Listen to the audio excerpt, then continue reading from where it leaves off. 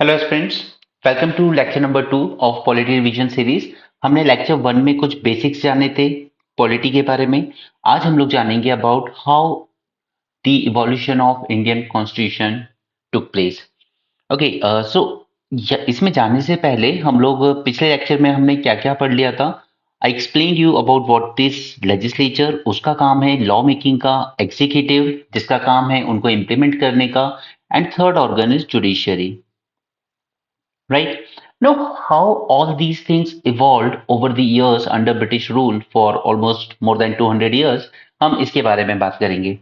Now, जैसा कि आप लोग को अभी तक पता होगा, 1600 के around east India company got a charter from Queen Elizabeth and it got the monopoly for trade in the east. That means Cape of Good Hope से लेकर पूरा इंडो एंड पैसिफिक ओशन, जिसे आज हम लोग जानते हैं western coast of South American continent and the eastern coast of African continent, इसके बीच का पूरा ट्रेड एक ही कंपनी को मोनोपोली दे दी गई and that company was called as East India company. Okay, ये बातें आपको पता होगी। नो, ये एज अ ट्रेडर आए, ट्रेडिंग करते रहे और गोल क्या था, दैट गोल्ड एंड सिल्वर लेकर आते थे और यहां से इंडियन कमोडिटीज को परचेज करके वापस से यूरोप और ब्रिटेन के मार्केट में सेल करते थे एंड जो प्रॉफिट बचता था वही उनकी अर्निंग होती थी, राइट? अब क्योंकि एक कंपनी थी तो ऑब्वियस सी बात है कि किसी भी कंपनी को बनाने के लिए ऊपर प्रोपराइटर होते हैं, तो यहां पर एक कोड ऑफ प्रोपराइटर हुआ करता था, who were actually the stakeholders in the company। और ये कोर्ट ऑफ प्रोप्राइटर्स ने बनाया हुआ था कोर्ट ऑफ डायरेक्टर्स और ये मैनेज करती थी ईस्ट इंडिया कंपनी के पूरे फंक्शंस को। यहां तक क्लियर है? देन ट्रेड करते करते 1757, ये वो टाइम था जब इन लोगों ने पहली बार एक बैटल लड़ी। I am not going into the historical aspect, but यहां से एक बैटल होती है, बैटल ऑफ प्लासी, राइट? यहां तक भी ठीक था, यहां पे बस वो ये चाहते थे कि उन्हें जो ट्रेडिंग राइट्स मिले हुए हैं वो प्रिजर्व रहे और वो कंटिन्यू रहे, ठीक है। बट इसके बाद एक और बैटल होती है, that was battle of Buxar. यहां से सिचुएशन चेंज हो गई। यहां से कहीं उन लोगों ने पहली बार उन्हें ये लगा, and in the words of Robert Clive he said कि हमने कभी टेरिटोरियल कॉन्क्वेस्ट करना नहीं चाहा था। जैसे जैसे हमारे पास अपॉर्चुनिटीज आती गई हम लोग आगे बढ़ते चले गए and ultimately the company captured all the territory of India, right? Now battle of Buxar के बाद 1765 में, इस बैटल के बाद होती है ट्रीटी ऑफ इलाहाबाद। दो ट्रीटी होती है, एक मुगल किंग शाह आलम सेकंड के साथ और दूसरी होती है नवाब ऑफ अवध और बंगाल के साथ। ओके, इन ट्रीटीज से what happened is that east India company got the Deewani right. Deewani right means the revenue. That means यहाँ की पूरी टेरिटरी जो है उस पर रूल ब्रिटिशर्स का रहेगा, यानी कि ईस्ट इंडिया कंपनी का, और जो भी वहां पे जमीन पे रह रहे हैं लोग वो इसको रेवेन्यू पे करेंगे, राइट? और जो नवाब थे उनको दे दी गई थी निजामत, निजामत राइट। दैट मीन्स एडमिनिस्ट्रेशन आपको चलाना है, लॉ एंड ऑर्डर आपको चलाना है। लेकिन नवाब क्या कर लेगा लॉ एंड ऑर्डर चला के, जब उसके पास रेवेन्यू ही नहीं आएगा तो पूरा का पूरा जो एडमिनिस्ट्रेशन था, लॉ एंड ऑर्डर था, वो कोलैप्स करता चला गया यहां से आफ्टर 1765, राइट? रेवेन्यू ब्रिटिशर्स को मिलने लगा था।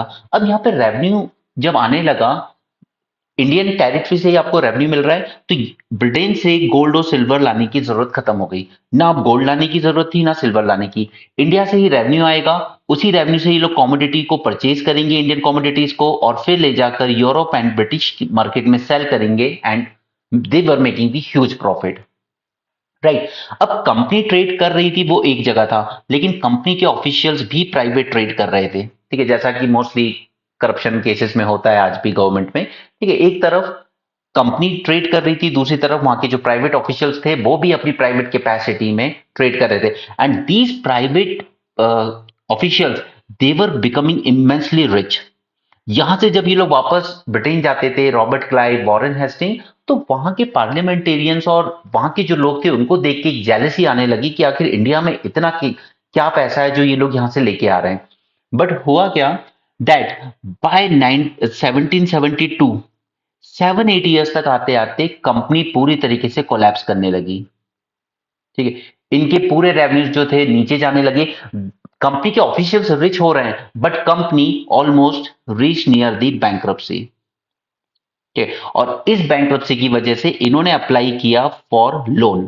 ठीक है, इन्होंने ब्रिटिश गवर्नमेंट के पास अप्लाई किया दैट वी नीड लोन, और ब्रिटिश गवर्नमेंट को पहली बार एक मौका मिला कि ओके, ये हमसे लोन लेकर आए, अगर आप किसी से कोई भी चीज मांग रहे हो तो बदले में कुछ ना कुछ देना पड़ता है, राइट। तो ब्रिटिशर्स को लगा कि this is the time that we can regulate the affairs of the company. अब ये लोन लेने की जरूरत क्यों आई, क्यों कंपनी बैंकरप्ट होती चली गई? इसके कई रीजन हैं। एक सबसे इंपॉर्टेंट रीजन था उसके खुद के ऑफिशियल्स का corruption, right, that is one thing. दूसरा था बंगाल में आया हुआ फेमाइन, फेमाइन ऑफ 1766 टू 69। ठीक है, और स्पेशली 69 में जो सीवियर फेमाइन हुआ, इसने almost one third of the Bengal population को वाइप आउट कर दिया। हालांकि बाद में कई ब्रिटिशर्स ने भी जब कमिटी बनाई इसके लिए, तो उन्होंने देखा कि यहाँ पे जो कंपनी थी वो रिस्पॉन्सिबल थी। फेमाइन नेचुरल कॉज हो सकता है, बट उसको मैनेज नहीं किया गया क्योंकि कंपनी ओवर एक्सप्लॉइटेशन कर रही थी पॉपुलेशन का, इसलिए वन थर्ड पॉपुलेशन स्टार्वेशन की वजह से मर गई यहाँ पर। ओके, सो ये भी एक रीजन था कहीं ना कहीं। जो ब्रिटेन में बैठे हुए अच्छे लोग थे उनका कहना था कि कंपनी गलत कर रही है, एक्सप्लॉइटेशन कर रही है, इसको रेगुलेट करना जरूरी है। Third reason was Mysore war. यहाँ पे 66 से 69 तक हैदर अली के साथ कंपनी की वॉर चलती रही, और इस वॉर में काफी ज्यादा खर्चा हुआ इनका, जिसकी वजह से कंपनी की जो इनकम थी वो और ज्यादा कम हो गई, राइट। सो इन रीजन की वजह से कंपनी बैंकरप्ट हुई। उसने अप्लाई किया ब्रिटिश गवर्नमेंट के पास लोन के लिए, और ये एक चांस मिल गया ब्रिटिश गवर्नमेंट को that now this is the time we should regulate the affairs of this company. Alright, तो अभी के लिए याद रखिए कि यहाँ पे कोर्ट ऑफ डायरेक्टर्स हैं जिनके टोटल नंबर है 24, और यही लोग कंपनी की सारी चीज को मैनेज कर रहे हैं। यही लोग अपॉइंट करते हैं गवर्नर को। ओके, और गवर्नर रिपोर्ट भी इन्हीं को करेगा सभी मैटर्स पर, चाहे वो सिविल हो, मिलिट्री हो, रेवेन्यू अफेयर हो। इसके अलावा एक चीज और जान लीजिए आगे बढ़ने से पहले, यहाँ पे जो ब्रिटिशर्स ने टेरिटरी एक्वायर करना शुरू की, तो बॉम्बे एक अलग प्रेसिडेंसी बना, मैड्रास एक अलग प्रेसिडेंसी बना, और बंगाल एक अलग प्रेसिडेंसी बना। तीनों के अपने अपने गवर्नर थे, which were functioning totally independent of each other. ठीक है, और तीनों ही रिपोर्ट किसको करते थे? सिर्फ कंपनी के कोर्ट ऑफ डायरेक्टर्स को, राइट। और इनके पास पूरी अथॉरिटी खुद की थी, एग्जीक्यूटिव पावर भी अपनी है, लेजिस्लेटिव पावर भी अपनी, सारे डिसीजन ये लोग अपनी मर्जी से ले रहे हैं। जब मैं आपको हिस्ट्री पढ़ाऊंगा तब मैं आपको बताऊंगा कि मराठास के साथ वॉर डिक्लेयर होती है, फिर यहाँ पे वॉरेन हेस्टिंग को वो बात पसंद नहीं आती है, वो कहते हैं कि नहीं, आप बॉम्बे में हो लेकिन फिर भी आप इंडिपेंडेंटली डिसीजन नहीं ले सकते। फिर वो वहां से मदद भेजता है एंड ऑल दोस थिंग, वो हम एंग्लो मराठा वॉर पढ़ेंगे तब बात करेंगे। ओके, बट अभी के लिए याद रखिए कि ये लोग अपनी खुद की करेंसी भी इशू कर रहे थे। ठीक है, मैड्रास का गवर्नर अपना अलग चला रहा था, ये अलग चला रहा था, ये अलग चला रहा था, यानी कि कहीं ना कहीं पूरा का पूरा एडमिनिस्ट्रेशन जो था पूरा डिसेंट्रलाइज था। ठीक है, ये सिचुएशन थी यहाँ पर 1773 के एक्ट आने के पहले। चलिए, तो 1600 में कंपनी आती है, it come to India under a charter from Queen Elizabeth one. 1757 में इन्हें पहली विक्ट्री मिलती है in battle of Plassey, and then 65 में after battle of Buxar treaty of Allahabad sign होती है, and they get the diwani rights. तीनों स्टेट में, बंगाल, बिहार एंड उड़ीसा आज का। ओके, इसलिए अभी थोड़े दिन पहले वो बांग्लादेश का जो प्राइम मिनिस्टर है, नोबेल लॉरिएट, उसने कहा भी था थोड़े दिन पहले कि हमें इंडिया से बिहार और उड़ीसा पूरा चाहिए, क्योंकि और वेस्ट बंगाल भी, क्योंकि ये ही स्पेशली पूरे बांग्लादेश की ओरिजिनल टेरिटरी हुआ करती थी। ठीक है, हालांकि मिलना उसको कुछ नहीं है, बट बोलने के लिए बोलते रहते हैं। इसके बाद EIC establish to its capital in 1773 at Calcutta. Calcutta, और कैलकाटा कैपिटल रहा 1911 तक, जब तक कि दिल्ली शिफ्ट नहीं कर दिया ब्रिटिशर्स ने। ओके, तब तक कैलकाटा ही कैपिटल था इंडिया की। ऑलराइट, नाउ इन ये जो एक्ट पास हुए ना, इनमें हमेशा ही माना जाता था कि हम 20 इयर्स के लिए पास करेंगे, यानी 73 में करेंगे, उसके बाद 93 में करेंगे, 93 से 1813, 1813 से 33, 33 से 53। बीच में ये दो एक्ट क्यों आए? क्योंकि इस 1773 ये पहला अटेम्प्ट था ब्रिटिशर्स का कंपनी को रेगुलेट करने का, तो इसमें कुछ ना कुछ डिफेक्ट रह गए होंगे जिनको ओवरकम करने के लिए Pitt's India act and act of 1786 लेके आया गया। ओके, देन 1857 में होगी first battle of independence, first war of independence. उसको बैटल ही कहेंगे, एग्जैक्टली वॉर तो नहीं कहेंगे क्योंकि पूरा इंडिया साथ नहीं था, मोस्टली नॉर्थ इंडिया में ही हुई थी वो लड़ाई। ओके, उसके बाद फिर 85 से यहां से कंपनी का रूल खत्म हो जाएगा और पूरी तरीके से इंडिया आ जाएगा क्राउन रूल के अंडर में, दैट इज ब्रिटिश क्राउन के अंडर में। ओके, और फिर फाइनली 1947 में हम लोग आजाद होंगे। तो चलिए एक एक करके इन सभी एक्ट को समझते हैं हम लोग। सबसे पहले बात करेंगे 1773 के एक्ट की। This was the first step by the British government to control the affairs of the East India Company in India। और इसका सबसे बड़ा रीजन था कि ब्रिटिशर्स को कहीं ना कहीं लग रहा था कि ये जो फेमाइन में इतनी मैसिव डेथ हुई है, जितनी की वॉर और बैटल्स में नहीं होती है, इसके लिए कहीं ना कहीं ईस्ट इंडिया कंपनी का मिसमैनेजमेंट ही रिस्पॉन्सिबल है। राइट, तो उनको लग रहा था कि कहीं ना कहीं इस कंपनी के अफेयर्स को रेगुलेट करने की जरूरत है। दूसरा, it designated the governor of Bengal as governor general of Bengal. Now मैंने आपको बताया कि तीनों गवर्नर इंडिपेंडेंटली फंक्शन कर रहे थे, बट अब बंगाल के गवर्नर को उठा के बना दिया गया गवर्नर जनरल ऑफ बंगाल, और मैड्रास एंड बॉम्बे के जो गवर्नर थे उनको बना दिया गया इसका सबऑर्डिनेट। राइट, यानी कि अब मैड्रास और बंगाल के गवर्नर को कहीं ना कहीं कुछ सब्जेक्ट्स पर, सारे मैटर्स पे नहीं बट कुछ मैटर्स पर, बंगाल के यानी गवर्नर जनरल ऑफ बंगाल की परमिशन लेनी होगी। But again the defect was कि एग्जैक्टली सब्जेक्ट मैटर्स डिमार्केट नहीं किए गए थे कि किन मैटर्स में मैड्रास और बॉम्बे के गवर्नर अपनी मर्जी से फंक्शन कर सकते हैं और किन मैटर्स में उनको गवर्नर जनरल ऑफ बंगाल की परमिशन लेनी होगी। राइट, तो ये पहला इसका डिफेक्ट बनेगा कि आपने डिमार्केट नहीं किया। ओके, पहले गवर्नर जनरल कौन बने? वॉरेन हेस्टिंग बने, जिनका कार्यकाल रहा 1772 से 85 तक। ओके, इनके बारे में एक एक गवर्नर जनरल के बारे में आपको हिस्ट्री में पढ़ाऊंगा, क्योंकि आजकल यूपीएससी हिस्ट्री में फैक्चुअल ज्यादा पूछने लगा है। इसके बाद गवर्नर जनरल को कहा गया कि आप अकेले एडमिनिस्ट्रेशन नहीं चलाएंगे, आपको हम एक 4 मेंबर का काउंसिल बना के देंगे। राइट, सो यहाँ पे गवर्नर जनरल ऑफ बंगाल हैं और उनके साथ 1 2 3 4 4 मेंबर। और देखिए अभी हम एग्जीक्यूटिव काउंसिल की बात कर रहे हैं, यानी कि यही कानून को इंप्लीमेंट कर रहे हैं, यही बना रहे हैं, यही इंप्लीमेंट कर रहे हैं। अभी लेजिस्लेचर जैसा कुछ डेवलप नहीं हुआ इंडिया में, सिर्फ एग्जीक्यूटिव है, यही सारी चीजें डिसाइड कर रहे हैं। इनके साथ 4 मेंबर और अपॉइंट कर दिए। Similarly governor of Bombay and governor of Madras, इन लोगों को भी 4 मेंबर का एग्जीक्यूटिव काउंसिल दे दिया गया। बट बात वही है कि कुछ मैटर्स पर ये सबऑर्डिनेट हैं गवर्नर जनरल ऑफ बंगाल के, और वहां से परमिशन लेनी होगी। अब ये जो 4 मेंबर अपॉइंट हुए ना काउंसिल में, तो अब ये पूरा टोटल कहलाएगा governor general in council. Right, अब यही एक डिफेक्ट भी बनेगा। क्यों? क्योंकि अब टोटल 5 वोट होंगे। ठीक है, 5 वोट में जो भी मेजोरिटी डिसीजन लेगी उस डिसीजन के हिसाब से वर्क होगा। तो ये बात गवर्नर जनरल को पसंद नहीं आएगी बिल्कुल, बिकॉज क्योंकि ये जो 4 लोग भी बैठे ना, ये भी बहुत जेलस होके रहते थे कि यार मुझे गवर्नर जनरल बनना है। तो वो जो करंट गवर्नर जनरल हुआ करते थे उनको परेशान किया जाता था। ठीक है, बाकी के मेंबर्स कोऑपरेट नहीं करते थे, ये फैक्ट है। ये हिस्ट्री में जब आप डिटेल पढ़ते हैं तब ये सब चीजें पता चलती हैं। ओके, तो यहां पे उनके साथ प्रॉब्लम ये हो गई थी कि अगर 3 लोग उनके अगेंस्ट में वोट कर दें तो वो अपने डिसीजन इंप्लीमेंट नहीं कर पा रहे थे। राइट, तो ये इस एक्ट का सेकंड डिफेक्ट होगा। ठीक है, और फिर अगले एक्ट में 1 मेंबर को ड्रॉप किया जाएगा और साथ में गवर्नर जनरल को वीटो पावर भी दी जाएगी, वो अभी अगले एक्ट में बात करेंगे। फिक्स टेन्योर दिया गया 5 इयर्स का, and governor general of Bengal के अंडर में आ गए governor of Madras and governor of Bombay.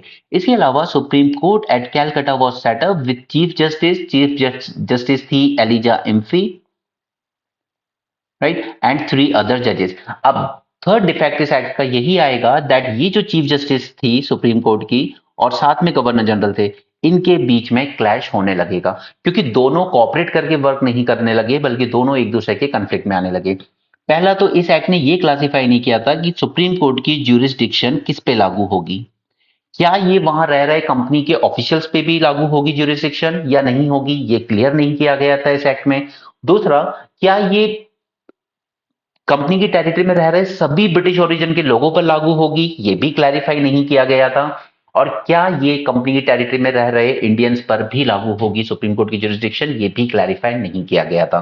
Okay, पहला अटेम्प्ट था, रफली बना दिया, बस सब कुछ क्लैरिफाई नहीं किया गया था। ओके, दूसरा, गवर्नर जनरल को प्रॉब्लम ये होती थी कि रेवेन्यू मैटर्स में जब भी ये कुछ करते थे तो फिर कोई ना कोई नीचे होते थे, नीचे भी कुछ कोर्ट हुआ करते थे, उनसे अपील जो थी वो अपील सुप्रीम कोर्ट जाती थी। फिर सुप्रीम कोर्ट गवर्नर जनरल से सवाल पूछने लगता था।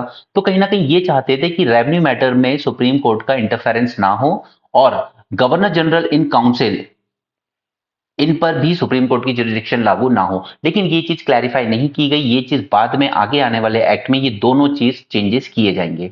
ओके, तो सुप्रीम कोर्ट के बनने से प्रॉब्लम और ज्यादा बढ़ गई गवर्नर जनरल के लिए। कंपनी के ऑफिशियल्स का प्राइवेट ट्रेड ही करप्शन की जड़ था, वही बर्बादी कर रहा था पूरी कंपनी को, तो यहाँ पे बैन कर दिया गया। No private trade was allowed by members of East India company. Prohibit कर दिया गया इनको किसी भी तरह के प्राइवेट ट्रेड से। Next is it laid the foundation for central administration in India. अब फाउंडेशन कैसे लेड डाउन की, क्योंकि बॉम्बे एंड मैड्रास प्रेसिडेंसी के गवर्नर्स को सबऑर्डिनेट बना दिया गया गवर्नर जनरल ऑफ बंगाल के। ओके, तो कहीं ना कहीं सेंट्रल फाउंडेशन लेड डाउन की जा चुकी थी यहाँ पर। It recognize the political and administrative functions of the company. अब यहाँ पे कंपनी आई तो सिर्फ अपने कमर्शियल फंक्शंस के लिए थी, फिर उन्होंने टेरिटरी एक्वायर किया और पूरा रेवेन्यू सिस्टम डेवलप करना शुरू कर दिया, यानी एडमिनिस्ट्रेशन भी शुरू कर दिया। बट अभी भी कंपनी अपनी मर्जी से कर रही थी एडमिनिस्ट्रेशन। बट यहाँ पे कहीं ना कहीं ब्रिटिश गवर्नमेंट ने ये रिकग्नाइज किया कि ये जो कंपनी है वो सिर्फ कमर्शियल पर्पज के लिए नहीं है, उसके कुछ पॉलिटिकल एंड एडमिनिस्ट्रेटिव फंक्शंस भी है। Okay, so these were the important points of regulating act of 1773। और इसके साथ हमने इसमें 3 डिफेक्ट भी देख लिए। इन्हीं 3 डिफेक्ट को ओवरकम करने के लिए यहां पर गवर्नमेंट को चेंजेस करेगी। 1784 के एक्ट से पहले एक एक्ट ऑफ सेटलमेंट भी आएगा 1781 में। अब क्योंकि ये जो सुप्रीम कोर्ट और गवर्नर जनरल काउंसिल की लड़ाई चल रही थी, क्लैश चल रहे थे, इसको लेकर यहाँ पे गवर्न करना इजी नहीं हो रहा था। तो जब ये मैटर पहुंचा कोर्ट ऑफ डायरेक्टर्स को, कोर्ट ऑफ डायरेक्टर्स ने पहुंचाया इसको ब्रिटिश पार्लियामेंट और वहां की गवर्नमेंट के पास, और उन्होंने कंस्टिट्यूट की एक टाउचेट कमिटी। और इस टाउचेट कमिटी ने कुछ रिकमेंडेशन किए कि आप 1773 के एक्ट में कुछ अमेंडमेंट कीजिए। ठीक है, तो यहां पर अमेंडमेंट करने के लिए इसने वही सब किया जो गवर्नर जनरल चाहते थे। उसने, आप कह सकते हैं कि ये जो 1781 का एक्ट था, एक्ट ऑफ सेटलमेंट भी कहा जाता है इसे, इसने एग्जेम्प्ट कर दिया गवर्नर जनरल के काउंसिल और वहां के मेंबर्स को सुप्रीम कोर्ट की ज्यूरिसडिक्शन से। दूसरा, इसने रेवेन्यू मैटर्स में भी सुप्रीम कोर्ट की ज्यूरिसडिक्शन हटा दी। ठीक है, कि रेवेन्यू मैटर्स में आप गवर्नर जनरल काउंसिल से कुछ नहीं पूछ सकते, वो उनका सोल राइट है, वो डिसाइड करेंगे क्या करना है और क्या नहीं। लेकिन सुप्रीम कोर्ट की ज्यूरिसडिक्शन क्लैरिफाई कर दी गई कि आपकी ज्यूरिसडिक्शन बंगाल के सभी, सॉरी नॉट बंगाल, कैलकाटा के सभी इनहैबिटेंट्स पर लगेगी, यानी कि इंडियन जो थे कैलकाटा में उन पर भी लागू होगी, क्योंकि ये सुप्रीम कोर्ट ऑफ कैलकाटा ही है सिर्फ अभी। ओके, तो वहीं के, यानी कि इंडियंस पे। और ये भी कहा गया कि जो मुस्लिम्स हैं उनको मुस्लिम लॉज के और कस्टम के अकॉर्डिंग ट्रीट कीजिए, और जो हिंदूज हैं उन्हें हिंदू लॉ और हिंदू कस्टम्स के अकॉर्डिंग ही ट्रायल की जाएगी उनकी। राइट, तो ये आया एक्ट ऑफ सेटलमेंट 1781।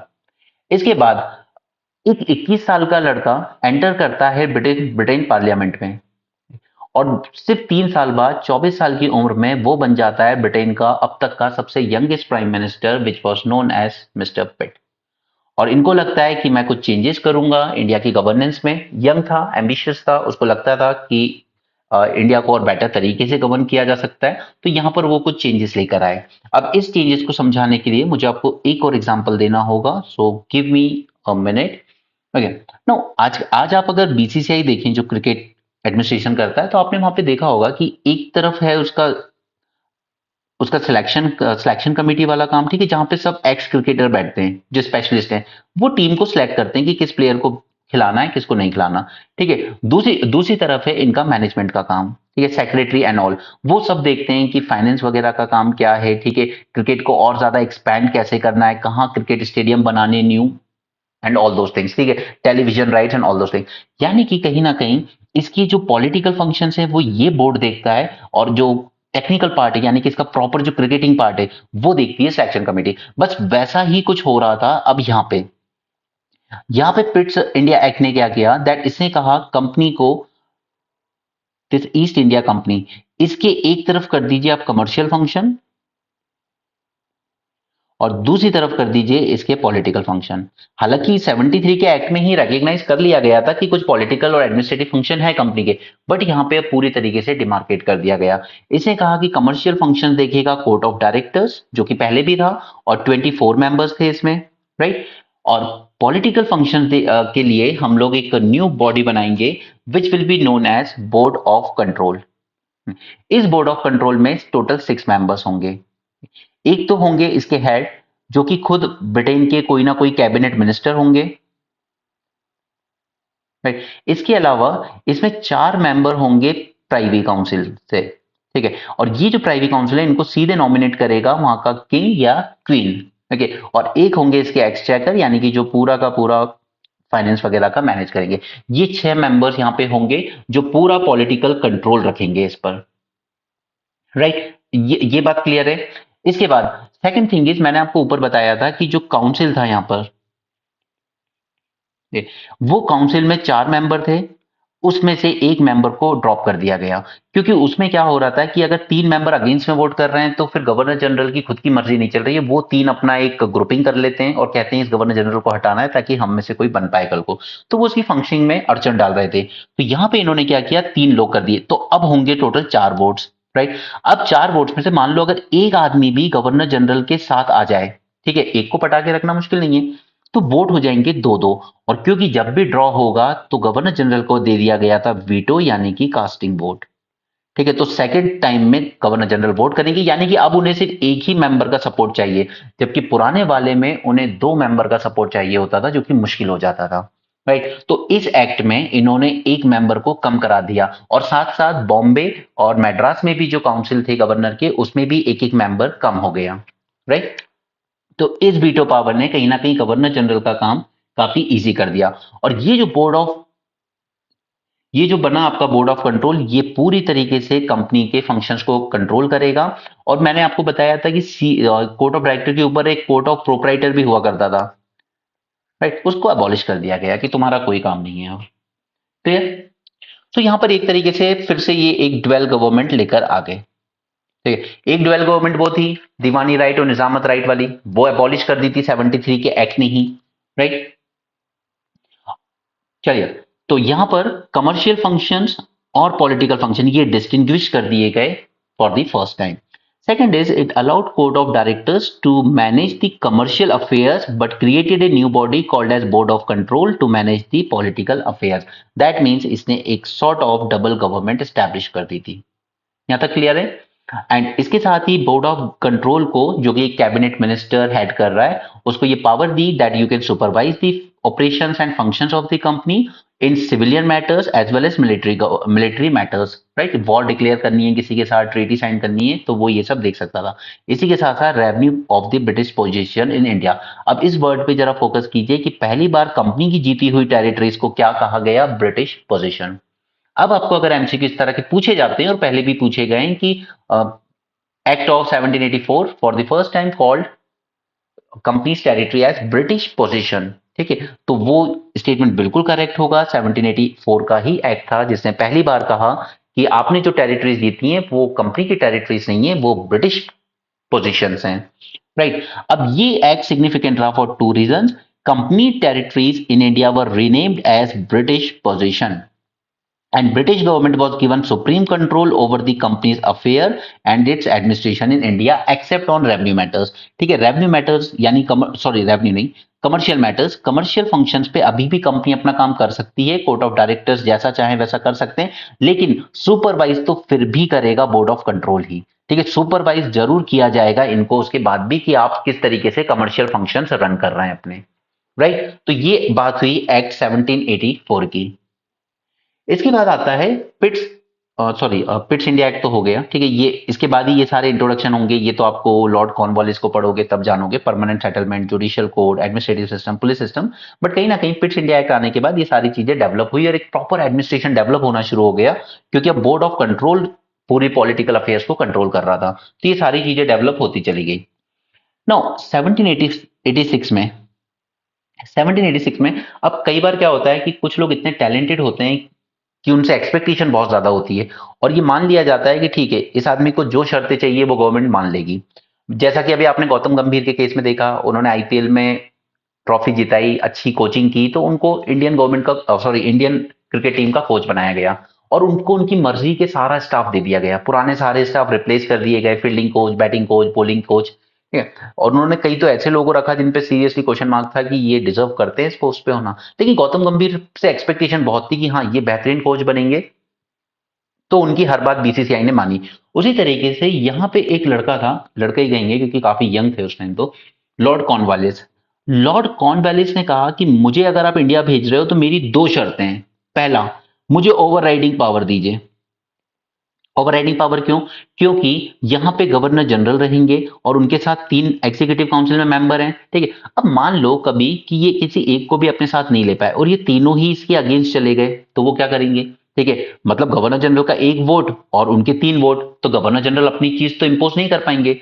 तो वीटो पावर तो जाने दो, उन्होंने कहा मुझे चाहिए ओवरराइडिंग पावर। दैट मीन्स अगर ये तीनों मेरे अगेंस्ट भी कहें, मेरे अगेंस्ट फैसले के अगेंस्ट भी वोट कर दें, तो भी मैं इनके फैसले को ओवरराइड कर सकूं और जो मुझे ठीक लगता है मैं उसे इंपोज कर सकूं। राइट? तो ये शर्त थी कॉर्नवालिस की इंडिया जाने के लिए। ओके, सो यहां पर वीटो पावर नहीं ओवरराइडिंग पावर दे दी गई, या वीटो पावर भी कह सकते हो, बट ओवरराइडिंग यानी कि अब ये काउंसिल के फैसले को ओवरराइड कर सकते थे, राइट? किसी भी मैटर पर।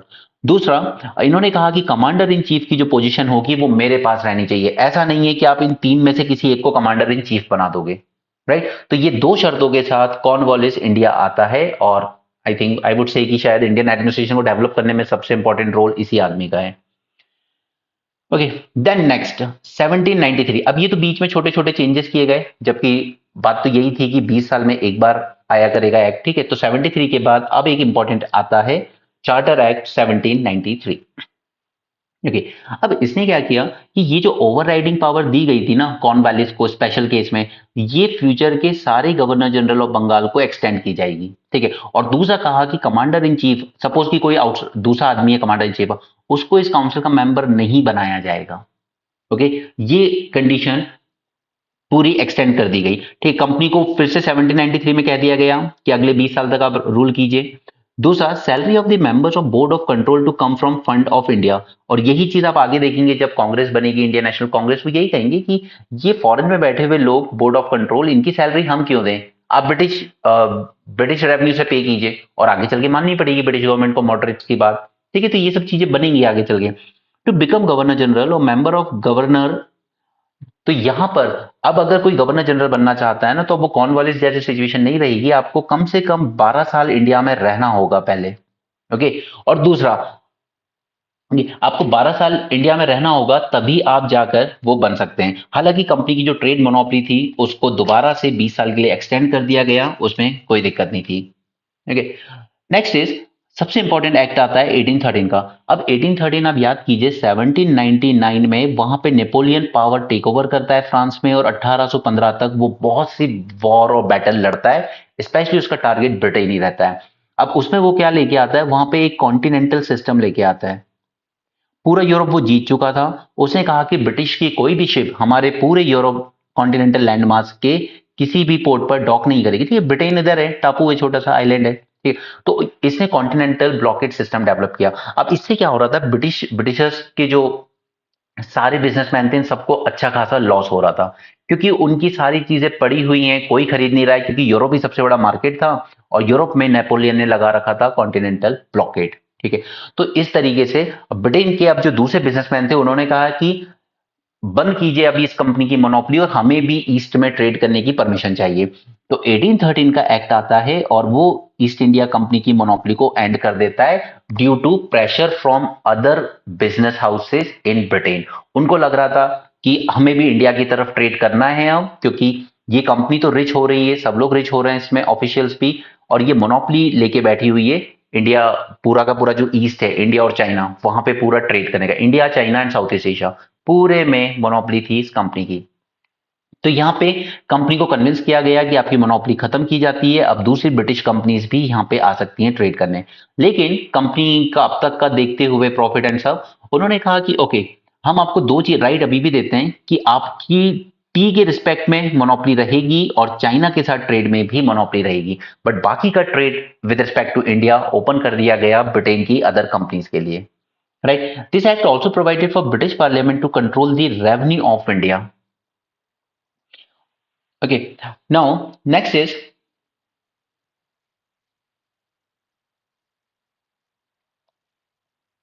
just ओके इसके अलावा 2-3 चीजें और की थी एक एक्ट ऑफ 1813 ने, जिसमें सबसे इंपॉर्टेंट थी कि जो क्रिश्चियन मिशनरीज थे उनको अलाउ कर दिया गया था। राइट, सो 1813 के एक्ट में याद रखिएगा कि क्रिश्चियन मिशनरीज को अलाउ कर दिया गया था इंडिया जाने के लिए, कंपनी उनको प्रोटेक्शन भी देती थी और उनको कहा गया था कि आप इंडियंस को एनलाइटन कीजिए, राइट। तो अब इसको आप चाहे ब्लेसिंग की तरह ले लें या गलत तरीके से ले लें, बट हाँ, मिशनरीज का एक रोल तो रहा है कि उन्होंने स्कूल्स बहुत बनाए इंडिया में। आई थिंक हमारी जनरेशन जो थी उसमें मेजोरिटी बच्चे अगर हमें मिलते हैं तो वो यही है, कोई सेंट स्टीफन से पढ़ा है, कोई सेंट एंड से पढ़ा है, ये सारे मिशनरीज के ही स्कूल्स थे, ठीक है। उन्होंने ही सबसे इंग्लिश एजुकेशन स्प्रेड करने में इनका बहुत इंपॉर्टेंट रोल रहा है, ओके। और दूसरा, यहाँ पे एक सम बनाया गया कि 1 लाख रुपीस एजुकेशन पे इन्वेस्ट करेगी this east India company, okay. But obviously बात है कि वो मैकाउले वगैरह आएगा और वो कहेगा कि वेस्टर्न एजुकेशन ही दो बस, ठीक है, इनका ट्रेडिशनल एजुकेशन नहीं चलेगा। तो ये 5 इंपॉर्टेंट फीचर्स बने एक्ट ऑफ 1813 के। बट सबसे डिफाइनिंग, मोस्ट डिफाइनिंग जो एक्ट आया, चार्टर एक्ट ऑफ 1833, क्योंकि इसने सेंट्रलाइजेशन को बिल्कुल पीक पे पहुंचा दिया। दैट मीन्स जो गवर्नर जनरल ऑफ बंगाल थे, अब उनको बना दिया गया governor general of India, right. और पूरी तरीके से जो बॉम्बे प्रेसिडेंसी हो या मद्रास प्रेसिडेंसी हो या और जो टेरिटरीज कंपनी ने जीती after disintegration of Maratha empire, ठीक है, आगरा, नॉर्थ वेस्ट प्रोविंस, देखिए नॉर्थ वेस्ट प्रोविंस यानी आज का यूपी, और नॉर्थ वेस्ट फ्रंटियर प्रोविंस वो है उधर का पाकिस्तान वाला, ठीक है। सो जब नॉर्थ वेस्ट प्रोविंस बोल रहा हूं मैं, तो मैं बात कर रहा हूं आज के उत्तर प्रदेश की, राइट। तो वो सारे गवर्नर अब सबॉर्डिनेट हो गए to governor general of India, और पहला गवर्नर जनरल कौन बना? William Bentinck, right.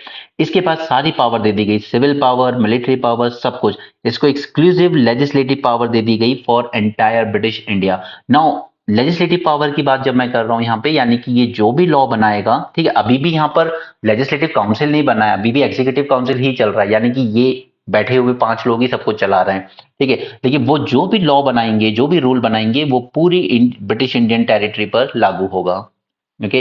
इसके अलावा अब क्योंकि ये टाइम हो चुका था कि अब इस कंपनी की मोनोपोली हर जगह से एंड की जाए, and this act ended the activities of EIC as a commercial body, और अब ये पूरी तरीके से बन गई एडमिनिस्ट्रेटिव बॉडी। अब इसका काम था इंडियन टेरिटरीज को एडमिनिस्टर करना, कमर्शियल जैसा फंक्शन इसका खत्म कर दिया गया, okay.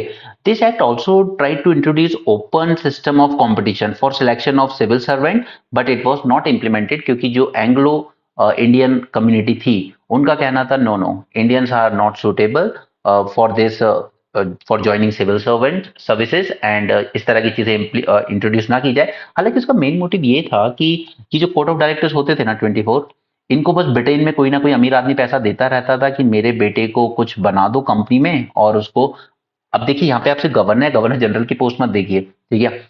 पूरे रेवेन्यू कलेक्टर बनाए गए थे हर एक टेरिटरी, जैसे आज है जिले में। ये जो कलेक्टर है वो वर्ड आज के टाइम में मिसनोमर है, क्योंकि आज कलेक्टर का काम हो गया है डेवलपमेंट का। उस टाइम कलेक्टर का काम सिर्फ रेवेन्यू कलेक्शन का था, ठीक है। तो सब लोग पैसा देते थे कोर्ट ऑफ डायरेक्टर्स को कि हमारे बच्चों को कलेक्टर बना दो, इंडिया में बहुत पैसा कमा के लौटेगा, ठीक है। तो एंग्लो इंडियन कम्युनिटी कभी नहीं चाहती थी कि सिविल सर्वेंट्स का सिलेक्शन किसी कंपटीशन से हो और वो इंडियंस के लिए भी ओपन की जाए। वो चाहते थे कि हमारे ही लोग बनते रहें, ओके। हालांकि वो अगला जो एक्ट आएगा 53 का, उसमें ओपन कर दिया जाएगा, ओके। नाउ अगला जो एक्ट आया 1853, now this was the last charter from 1793 to 1853। इसके बाद 57 का रिवोल्ट होगा और फिर क्राउन अपने अंडर में ले लेगा इंडिया को, ठीक। तो यहाँ यहाँ पे क्या किया गया 1853 में, क्योंकि अब यहाँ पे गवर्नमेंट ने कह दिया था कि अब ओपन किए जाएंगे सिविल सर्विस के कंपटीशन के लिए, इंडियंस को भी अलाउ किया जाएगा, और इसी के लिए 1854 में मकाउले कमेटी बनाई जाएगी कि जस्ट ट्राई एंड चेक कि कैसे हम सिविल सर्विस रिक्रूटमेंट के लिए ओपन कंपटीशन कंडक्ट कर सकते हैं। मैकाउले के अंडर में एक कमेटी और बनेगी जो इंडियन एजुकेशन के लिए बनेगी, वो सब हिस्ट्री की बातें। अब फर्स्ट टाइम, नाउ अब याद रखिए 1853 में फर्स्ट टाइम ऐसा हुआ कि गवर्नर जनरल उनके एग्जीक्यूटिव काउंसिल, अब एग्जीक्यूटिव काउंसिल नहीं बोलेंगे हम, अब उसके दोनों फंक्शन सेपरेट कर दिए गए, लेजिस्लेटिव का काम अलग और एग्जीक्यूटिव का अलग। हालांकि कर यही काउंसिल रहा है अभी भी, गवर्नर जनरल ऑफ इंडिया और उनके मेंबर्स बैठे हुए हैं यहाँ पर, ठीक है। लेकिन अब किसी दिन वो मिल रहे हैं लेजिस्लेचर की तरह, कोई लॉ फ्रेम करने के लिए, और किसी दिन वो मिल रहे हैं एग्जीक्यूटिव की तरह, यानी कि उस लॉ को इंप्लीमेंट करने के लिए, राइट। तो आज हमारे एग्जीक्यूटिव कौन है? प्राइम मिनिस्टर और उनका काउंसिल ऑफ मिनिस्टर, और लेजिस्लेचर कौन है? हमारा लोकसभा एंड राज्यसभा, राइट। तो ये चीज यहां से पहली बार सेपरेट होके आई कि लेजिस्लेटिव फंक्शन अलग हैं, लॉ फ्रेम करना, बनाना, और एग्जीक्यूटिव फंक्शन अलग हैं, यानी कि उसको इंप्लीमेंट करना, राइट। तो ये याद रखिएगा 1853 का एक्ट पहला था जिसने लेजिस्लेटिव एग्जीक्यूटिव फंक्शन को सेपरेट किया था। पहली बार इसने लोकल रिप्रेजेंटेशन दिया इन इंडियन लेजिस्लेटिव काउंसिल। अब लोकल रिप्रेजेंटेशन से क्या मतलब है? यहाँ पर लोकल रिप्रेजेंटेशन का मतलब है कि सारे जो छोटे छोटे प्रोविंस है, ठीक है, बॉम्बे, मद्रास, बंगाल, आगरा, ठीक है, इनमें भी एडमिनिस्ट्रेशन तो चल ही रहा है, ठीक है, उनकी भी अपनी गवर्नमेंट है, एक गवर्नर है वहां पर भी और उनका काउंसिल है, ठीक है? तो ये जो गवर्नर काउंसिल है यानी कि प्रोविंशियल लेवल पर बॉम्बे, मद्रास, बंगाल, आगरा, ये नॉमिनेट करेंगे एक एक मेंबर को, राइट। और यहां पर जो लेजिस्लेटिव काउंसिल अब बन रहा है ऊपर, गवर्नर जनरल ऑफ इंडिया का लेजिस्लेटिव काउंसिल, उसमें से जो 6 मेंबर्स होंगे उसमें से 4 मेंबर प्रोविंशियल लेवल से आएंगे, ठीक है। यानी गवर्नर जनरल ऑफ इंडिया का जब लेजिस्लेटिव काउंसिल बन रहा है, ठीक है, एग्जीक्यूटिव काउंसिल तो अलग है, ठीक है, वो उनके 3 मेंबर बैठे हुए हैं, दैट इज डिफरेंट। बट अब जो लेजिस्लेटिव काउंसिल बनाया जा रहा है यहाँ पर, उसमें जो 6 मेंबर्स होंगे उसमें से 4 मेंबर कौन कहां से आएंगे? वो आएंगे स्टेट लेवल यानी प्रोविंशियल लेवल से। एक बॉम्बे के गवर्नर और उनका काउंसिल नॉमिनेट करेगा, दूसरा मद्रास वाला, तीसरा बंगाल वाला, एंड फोर्थ आगरा वाला। ओके, सो आई होप कि इसमें जो सबसे इंपॉर्टेंट चीज थी लेजिस्लेचर बन के आया पहली बार, ये आपको समझ में आ गई हो, राइट। 6 न्यू मेंबर्स ऐड किए गए इस फंक्शन के लिए। तो अब जब ये लोग मिल रहे हैं एज अ लेजिस्लेचर, तो इनके पहले के 4 गवर्नर जनरल और 3 और ये 6 पूरे के पूरे 10 मेंबर मिलकर इनका क्या बनेगा? Legislative council. लेकिन जब एग्जीक्यूटिव काउंसिल की तरह मिलेंगे तो सिर्फ गवर्नर जनरल और उनके 3 एग्जीक्यूटिव मेंबर्स मिलेंगे, राइट। सो ये बात हुई हमारी 1853 तक। अब यहां से हम लोग चलते हैं आगे, दैट अब देखिए इसमें ना एक चीज और है कि अभी पीछे जितना भी चला ना उसमें सब में लिख देते थे 20 साल के लिए आपका एक्सटेंशन दिया जा रहा है, बट इस एक्ट में कहीं भी नहीं कहा गया कि ये 20 साल के लिए आपको फिर से रूल करने की पावर दे रहा है। नो, ये कहीं मेंशन ही नहीं किया गया। तो इसका मतलब ये कंपनी के लिए एक सिग्नल था कि अब आपकी जो एक्टिविटीज है वो कभी भी बंद की जा सकती हैं। ओके, और वैसे भी पिछले उसमें कर ही चुके थे वो, क्योंकि कमर्शियल फंक्शन तो खत्म ही कर दिए थे, प्योरली एडमिनिस्ट्रेटिव बॉडी तो बना ही दिया था उसको, ठीक है। बट इस बार जब उसमें 20 ईयर का मेंशन नहीं हुआ तो कंपनी को श्योर था कि अब कभी भी हमें पूरी तरीके से बंद किया जा सकता है। चलिए, 1857 का रिवोल्ट होता है, फिर 1858 से लेके अब 1947 तक की जो कहानी है उसको जानते हैं। 1858 में एक्ट आएगा। अब देखिए ये एक्ट जो था ना 1858 का, ये थोड़ा आनन फानन में आया था, क्योंकि रिवोल्ट हुआ था, इंडियंस काफी नाराज भी थे, लेकिन जिन इंडियंस ने साथ दिया था ब्रिटिशर्स का, सिंधिया जैसे राजाओं ने, मैसूर जैसे राजाओं ने, तो उनका ये भी था कि हाँ हमें भी तो कुछ मिलना चाहिए। तो ये एक्ट बस लेके आए थे नाम के लिए, इसे कहा गया एक्ट ऑफ गुड गवर्नमेंट, कि इंडियंस की कुछ नाराजगी कम भी हो जाएगी और जिन्होंने हमारा साथ दिया उनको कुछ फेवर भी कर लेंगे। हालांकि जो सही मायने में जो एक्ट अच्छा आया वो आया 1861 का, जिसके इम्पैक्ट हमें आज भी देखने को मिलते हैं। ओके, सो सबसे पहले तो क्या किया इन्होंने, अब यही होता है कि जब भी कोई चीज हो जाती है ना, तो जैसे आज कोई बड़ा, जैसे टेररिस्ट अटैक हुआ महाराष्ट्र में मुंबई पे, तो सीएम बदल दिया, ठीक है। कई बार नॉमेनक्लेचर पर बदल दिया जाता है, जैसे कि हमारे यहाँ पर एक एग्जाम होता है, एमपीईबी हुआ करता था, फिर उसमें बहुत करप्शन हुए तो फिर उसको व्यापम बना दिया, फिर व्यापम में करप्शन हुए तो उसका नाम फिर से बदल के कुछ और कर दिया, ठीक है। तो ये चीजें करते रहते हैं। तो यहाँ पर जब ये रिवोल्ट हुआ पूरा, उसके बाद क्या किया गया, गवर्नर जनरल ऑफ इंडिया का सिर्फ नॉमेनक्लेचर चेंज कर दिया गया, दैट इज उसका सिर्फ नाम चेंज कर दिया गया, डेजिग्नेशन, अब इसको कह दिया गया वाइस रॉय। ओके, और वाइस रॉय जो होगा it will be the direct representative of British crown, क्योंकि यही मैं आपको कह रहा हूं कि पहले कंपनी रूल कर रही थी, बट अब इंडिया रूल किया जाएगा directly under the crown, right. और फर्स्ट वाइस रॉय बने लॉर्ड कैनिंग। इसने वो जो डबल गवर्नमेंट सिस्टम चल रहा था उसको खत्म कर दिया, राइट। वो board of control and court of directors सब अबॉलिश हो गए, ठीक है। Court of directors gone, board of control gone, dual system खत्म, ठीक है। It abolish board of control and court of directors. लेकिन इसने फिर से 2 नए ऑफिस क्रिएट कर दिए। One is secretary of state for India, ठीक है, ये लंदन में बैठेगा और इसके पास भी अपना एक 15 मेंबर का काउंसिल होगा, ठीक है। इसको पूरी अथॉरिटी दे दी गई, ये कंट्रोल करेगा पूरे इंडियन एडमिनिस्ट्रेशन को, और साथ में 15 मेंबर का काउंसिल भी मिलेगा जो असिस्ट करेगा सेक्रेटरी ऑफ स्टेट को, और जो सेक्रेटरी ऑफ स्टेट है वही चेयरमैन होगा इसका। लेकिन यहां पे क्या किया गया कि सिर्फ एडमिनिस्ट्रेटिव मशीनरी को एफिशिएंट बनाने के लिए इस एक्ट में फोकस किया गया। इस एक्ट ने कहीं भी जो सिस्टम चल रहा था गवर्नमेंट का, ठीक है, जिस तरीके से गवर्नमेंट फंक्शन कर रही थी सिर्फ उसको एफिशिएंट बनाने की कोशिश की, लेकिन उसका जो ओवरऑल सिस्टम था उसको ऑल्टर नहीं किया किसी भी तरीके से, कोई चेंजेस सिस्टम में नहीं किए गए, सिर्फ उसको ज्यादा एफिशिएंट बनाने की कोशिश की गई by abolishing this twelve government system, right. 1861 का एक्ट थोड़ा इंपॉर्टेंट हो जाता है हमारे लिए, क्योंकि यहां से ना दो सबसे इंपॉर्टेंट चीजें निकल के आएंगी, वो मैं अभी आपके साथ डिस्कस करूंगा। This is the important landmark in constitutional and political history, क्योंकि यहां से शुरुआत होती है इंडिया में about the representative institutions. What you mean by representative institution, आगे की बात मैं आगे भी समझाऊंगा आपको, लेकिन 20 अगस्त 1920 ये वो दिन था जिस दिन मॉन्टेग्यू ने ये डिक्लेयर किया कि इंडिया में हम लोग एक रिस्पॉन्सिबल गवर्नमेंट एस्टेब्लिश करने के लिए कोशिश कर रहे हैं, रिस्पॉन्सिबल गवर्नमेंट।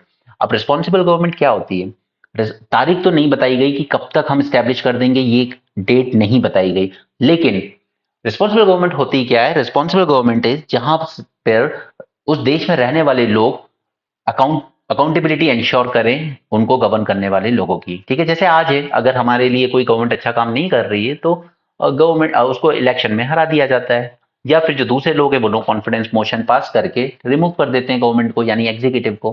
ठीक है, तो रिस्पॉन्सिबल गवर्नमेंट की बात की गई। अब उसके लिए जरूरत थी पहले रिप्रेजेंटेटिव इंस्टीट्यूशन की, यानी कि पहले आप इंडियंस को रिप्रेजेंटेशन तो दीजिए लेजिस्लेचर में, राइट।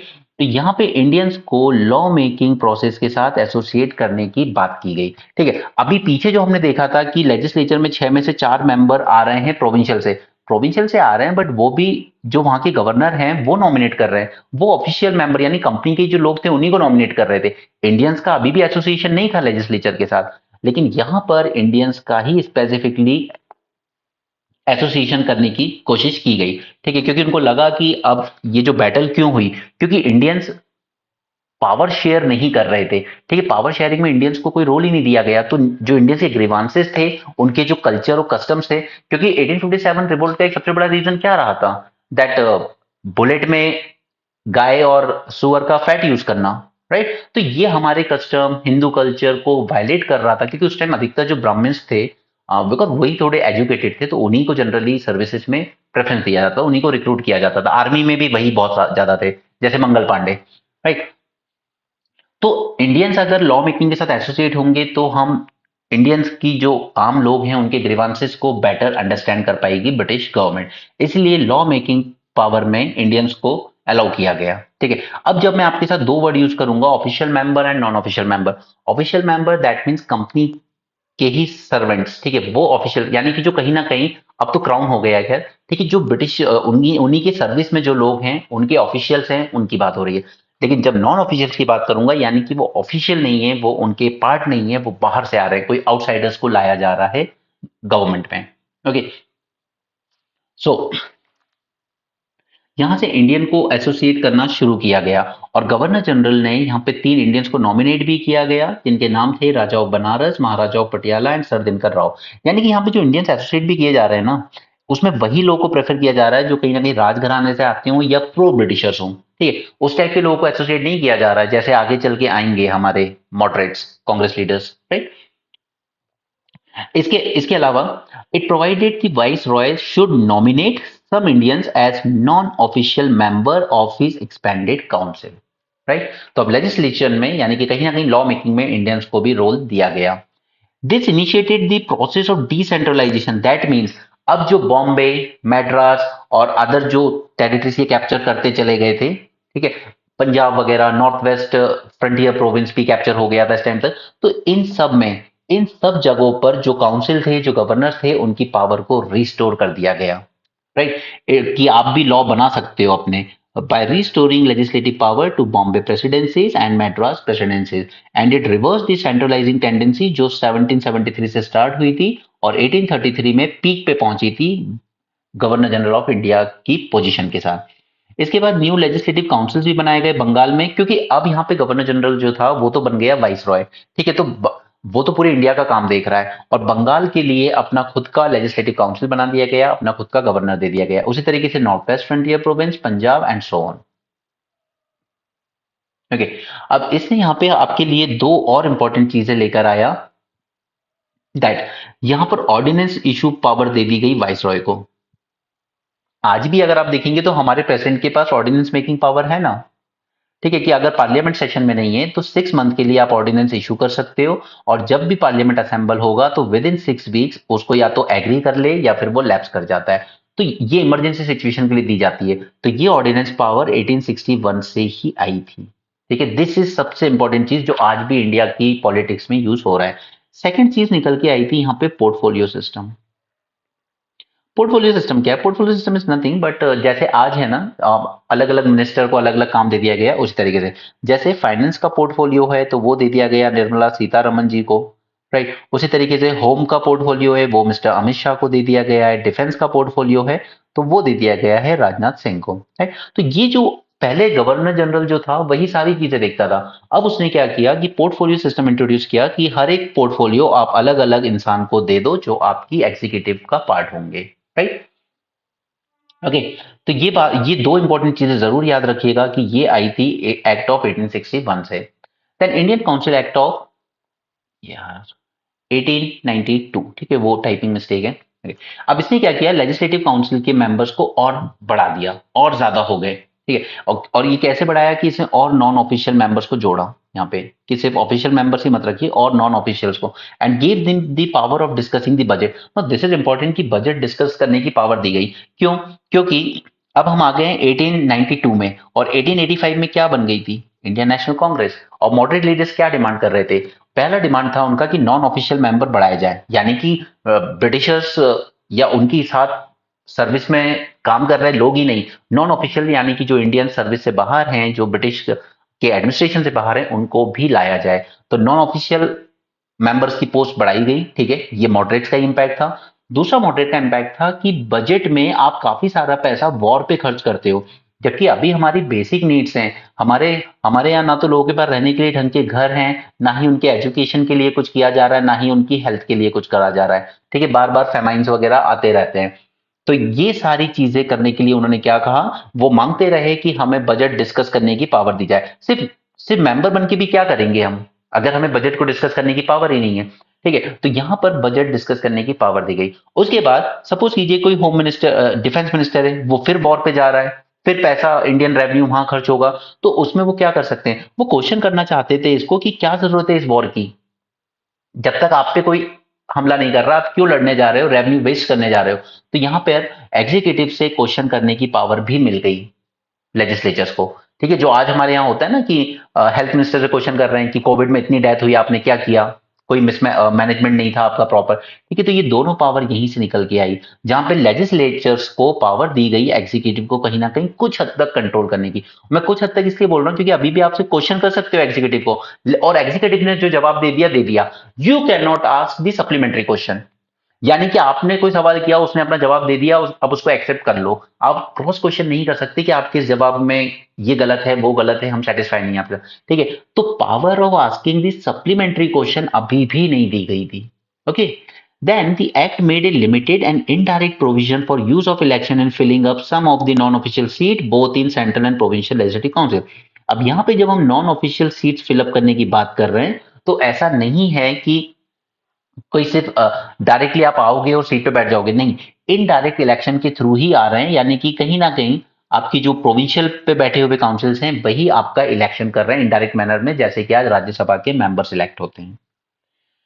ओके, सो रिमेंबर कि यहाँ पे limited and indirect provision use किया गया, बट रिमेंबर कि word election, election as a word अभी भी यूज नहीं किया जा रहा है कहीं भी। ओके, सो रिमेंबर कि यहां पर 1909 के एक्ट से पहले कभी भी इलेक्शन वर्ड का कोई मेंशन हुआ ही नहीं। अगर आपको कल को एग्जाम में स्टेटमेंट इस तरीके का आता है क्वेश्चन में कि इलेक्शन के प्रोविजन इंट्रोड्यूस किए गए थे इन एक्ट ऑफ 1892, तो नहीं किए गए थे, ठीक है।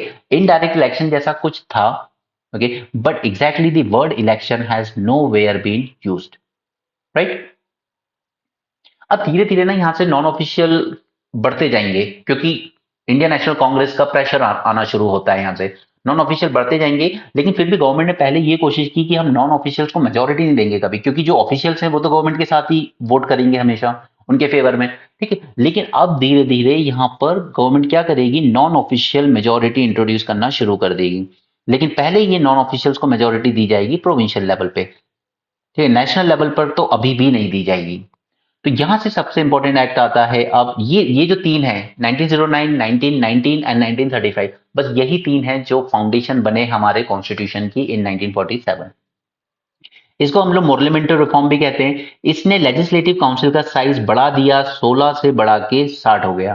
ठीक है, पहले 4 लोग हुआ करते थे, फिर 6 और आए, फिर उसके बाद 6 और आए। उस 6 में से कहा गया कि 3 इंडियन होंगे, फिर अगले जो 6 आए उनमें से कहा गया कि 4 नॉन ऑफिशियल्स होंगे। तो अब 16 से बढ़ा के इसको 60 कर दिया गया। ठीक है, ये सब नहीं पूछा जाएगा इतना माइनूट, मैं सिर्फ आपको बता रहा हूँ कि ये साइज क्यों बढ़ाया जा रहा है बार बार। ये बढ़ाया जा रहा है इंडियन नेशनल कांग्रेस के प्रेशर में, क्योंकि वो कह रहे हैं कि और ज्यादा नॉन ऑफिशियल लोगों को नॉमिनेट कीजिए। ठीक है, उनको इलेक्ट कीजिए, यहाँ पे उनकी सीट्स बढ़ाइए। ठीक है, और ये नॉन ऑफिशियल दोनों जगहों पे बढ़ाए जा रहे थे, सेंट्रल लेवल पर भी, प्रोविंशियल लेवल पर भी। ठीक है, हालांकि प्रोविंशियल लेवल पे कोई यूनिफॉर्मिटी नहीं थी। मद्रास में अगर 40 लोग हैं तो बॉम्बे में 30 लोग हो सकते हैं। ठीक है, बंगाल में 60 लोग हो सकते हैं, वो वेरी कर रहा था। ठीक है, प्रोविंशियल लेवल पे कोई यूनिफॉर्मिटी नहीं थी। Provided for association of Indians with the executive council. अब याद रखिए 1909 में अभी तक इंडियंस को कहां एसोसिएट किया जा रहा है? लेजिस्लेचर में, लॉ मेकिंग में। लेकिन लॉ के एग्जीक्यूशन में, यानी कि आज के टर्म्स में बोले प्राइम मिनिस्टर और उनका कैबिनेट, काउंसिल ऑफ मिनिस्टर, तो वो एग्जीक्यूटिव काउंसिल है और उसमें पहली बार एसोसिएट किया जाएगा इंडियंस को।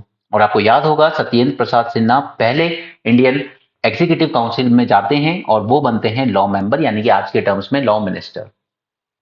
लेकिन इसी एक्ट ने कुछ और प्रॉब्लम्स क्रिएट की, ये मैं आपको हिस्ट्री वगैरह में बताऊंगा। ठीक है, वो Shimla delegation and all those things. और यहाँ पे मुस्लिम्स ने डिमांड किया था हमें सेपरेट इलेक्टोरेट दिया जाए, और यहाँ से सेपरेट इलेक्टोरेट की शुरुआत होती है मुस्लिम्स के लिए। सेपरेट इलेक्टोरेट और रिजर्व रिजर्व सीट, इसमें फर्क है।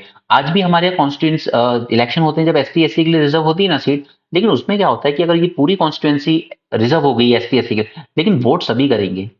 ठीक है, जनरल वाले भी करेंगे, एसटी एससी वाले भी करेंगे, ओबीसी वाले भी करेंगे। लेकिन अगर चार पॉलिटिकल पार्टीज हैं, चार कैंडिडेट, तो चारों एससी से ही आने चाहिए। ठीक है, तो जो भी जीतेगा उसको काम तो सभी लोगों के लिए करना पड़ेगा, एसटी एससी वाले के लिए भी करना पड़ेगा, ओबीसी के लिए भी करना पड़ेगा, जनरल के लिए भी, हिंदू मुस्लिम के सबके लिए करना पड़ेगा, क्योंकि वोट सभी देंगे।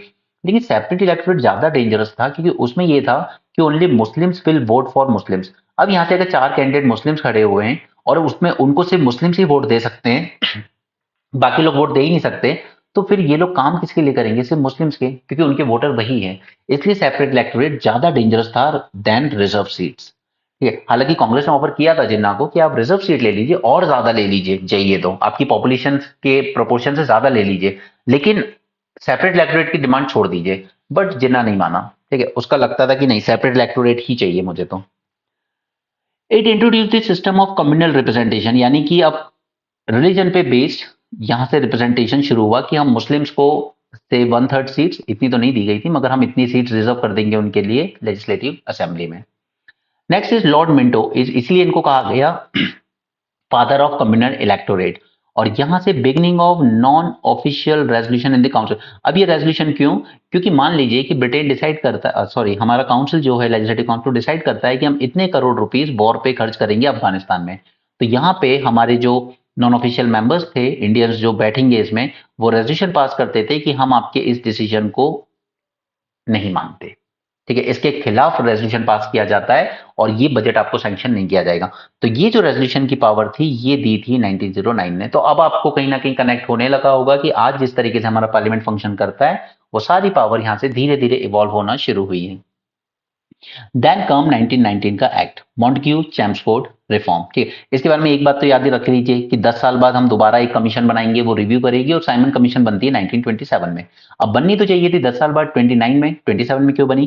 क्योंकि वहां पर जो गवर्नमेंट पावर में थी उसको ये लग रहा था कि यार ये जो हमारे इलेक्शन आने वाले हैं 1928 में, ठीक है, वो हम हार जाएंगे और लिबरल पार्टी उसमें आ जाएगी। और ये जो लेबर पार्टी थी, सॉरी, ये जो लेबर पार्टी थी ये कहीं ना कहीं इंडिया के लिए प्रो इंडियन लॉस बनाएगी। तो उन्होंने ये कमीशन 2 साल पहले ही सेटअप कर दी कि तुम जल्दी जाओ, ठीक है, देखो क्या करना है और हम अगला एक्ट फ्रेम करेंगे उस हिसाब से।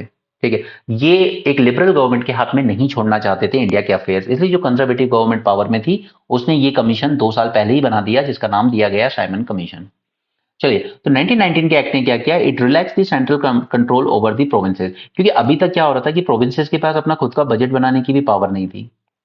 राइट, उसकी लेजिस्लेटिव पावर तो दे दी गई थी, लेकिन लेजिस्लेटिव पावर का करेंगे क्या अगर हमारे पास रेवेन्यू और बजट डिसाइड करने की पावर ही नहीं है? ओके, तो यहाँ पे इन्होंने क्या किया, सेंट्रल का जो कंट्रोल था प्रोविंसेस पे वो कम किया गया by demarcating and separating the central and provincial subject. और यहाँ पे दो सब्जेक्ट बनाए गए, एक बनाई गई सेंट्रल लिस्ट जैसे कि आज हमारे 7 शेड्यूल में, और दूसरी बनाई गई प्रोविंशियल लिस्ट। यानी कि उनको कह दिया गया कि ये जो प्रोविंशियल लिस्ट में जो सब्जेक्ट्स हैं इन पे आप अपने लॉज बना सकते हो, कोई दिक्कत नहीं है। ओके, और उसके अलावा लेकिन प्रोविंशियल पे जो सब्जेक्ट दे दिए गए उसमें भी दो चीजें की गई, एक करे गए ट्रांसफर्ड सब्जेक्ट और एक किए गए रिजर्व सब्जेक्ट। ट्रांसफर सब्जेक्ट यानी कि वहां पर जो काउंसिल के मेंबर्स वगैरह होंगे, यानी कि जो लेजिस्लेटिव काउंसिल मेंबर्स होंगे वो इन पे लॉ बना सकते हैं। लेकिन रिजर्व सब्जेक्ट जो होंगे उसमें सिर्फ गवर्नर अपना जो एग्जीक्यूटिव काउंसिल है उनका खुद का, उस उसके डिसीजन पे बेस्ड लॉज बनाएंगे, उस पे बेस्ड डिसीजन लेंगे। ठीक है, तो रिजर्व सब्जेक्ट में अभी भी जो काउंसिल है, क्योंकि ये तो अब इलेक्ट होके आने लगे हैं ना इंडिया में। ठीक है, 1920 में पहली बार डायरेक्ट इलेक्शन हुए इंडिया में। ठीक है, डायरेक्ट इलेक्शन यानी कि जनता ने वोट किया। राइट, तो अभी भी यहाँ पे गवर्नमेंट ने क्या किया, प्रोविंशियल लेवल पे पावर तो दे दी, लेकिन काफी सारे इंपॉर्टेंट सब्जेक्ट्स जो थे जैसे होम मिनिस्ट्री, ठीक है, पुलिस, ये सारे गवर्नर को रिजर्व सब्जेक्ट के फॉर्म में दिए गए कि इसमें गवर्नर अपनी मर्जी से एग्जीक्यूटिव काउंसिल।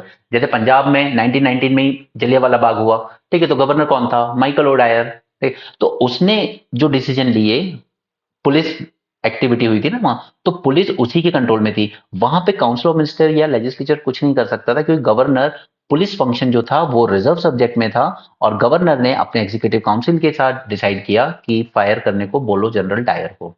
ओके, सो ये रिजर्व सब्जेक्ट यानी कि अभी भी जनता के हाथ में एग्जैक्टली पावर नहीं आई है। छुटपुट जो मैटर्स थे, सड़कें बनाना, नालियां बनाना, सैनिटेशन एंड ऑल, वो दे दिया गया काउंसिल को। यानी कि यहाँ पे जो काउंसिल ऑफ मिनिस्टर थे उनकी एड एंड एडवाइस पर ही काम करेगा, जैसे आज गवर्नर काम करते हैं ना एड एंड एडवाइस पर, तो काउंसिल की ही एड एंड एडवाइस पे काम करेगा गवर्नर, लेकिन सिर्फ ट्रांसपोर्ट सब्जेक्ट में। रिजर्व सब्जेक्ट में गवर्नर को कोई जरूरत नहीं है काउंसिल को कंसल्ट करने की, वो अपना खुद का जो एग्जीक्यूटिव काउंसिल है उसको कंसल्ट करेगा। ओके, तो यहां पर प्रोविंशियल सब्जेक्ट को भी दो पार्ट में डिवाइड किया गया, ट्रांसफर्ड एंड रिजर्व। यानी कि आपने स्टेट लेवल पे डायरकी ले आए, एक तरफ ट्रांसफर्ड सब्जेक्ट्स हैं, दूसरी तरफ रिजर्व सब्जेक्ट्स हैं। ठीक है, उसके अलावा बाई कैमरलिज्म इंट्रोड्यूस किया गया, यानी कि लोअर हाउस अपर हाउस। जैसे नेशनल लेवल पर तो था ही ऑलरेडी, ठीक, लेकिन स्टेट लेवल पे कब ले आए, स्टेट लेवल पे लेके आए क्योंकि जैसे आज है ना महाराष्ट्र में आप जाएंगे, वहां पे दो हाउस है, मध्य प्रदेश में एक ही हाउस है लेजिस्लेटिव असेंबली, जबकि महाराष्ट्र में लेजिस्लेटिव असेंबली लेजिस्लेटिव काउंसिल दोनों है।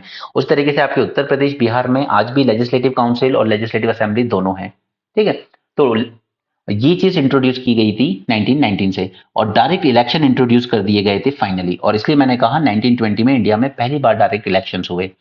3 out of 6 members of viceroy executive council will be Indians. Now पहले सत्येंद्र सिन्हा जी गए अकेले, ठीक है, लेकिन अब ये कह दिया गया कि वाइसरॉय के जो एग्जीक्यूटिव काउंसिल, ठीक है, एग्जीक्यूटिव काउंसिल की यहाँ बात हो रही है, लेजिस्लेटिव काउंसिल तो 60 मेंबर का हो चुका है और नॉन ऑफिशियल भी बहुत आ चुके हैं उसमें, बट जो एग्जीक्यूटिव काउंसिल है उसमें अब 6 में से 3 मेंबर इंडियंस होंगे, लेकिन जो कमांडर इन चीफ है यानी कि जो आर्मी को कंट्रोल करेगा वो ब्रिटिशर ही रहेगा, और आज ही नहीं, जब तक सेकेंड वर्ल्ड वॉर चलेगी तब तक ब्रिटिशर ही रहेगा कमांडर इन चीफ। उन्होंने कभी इंडियंस को इसके लिए भरोसा नहीं किया। इसके अलावा एक सेंट्रल पब्लिक सर्विस बनाई गई 1926 में, फ्रेंचाइजी दे दी गई लोगों को, लेकिन ये फ्रेंचाइजी यूनिवर्सल नहीं थी, जैसे आज है इंडिया में सबको वोटिंग राइट्स है, ठीक है, यूनिवर्सल नहीं थी। ये बेस था कि आपके पास प्रॉपर्टी कितनी है, आप टैक्स कितना भरते हैं, आपका एजुकेशन लेवल क्या है, सिर्फ उनको वोटिंग राइट्स दिए गए।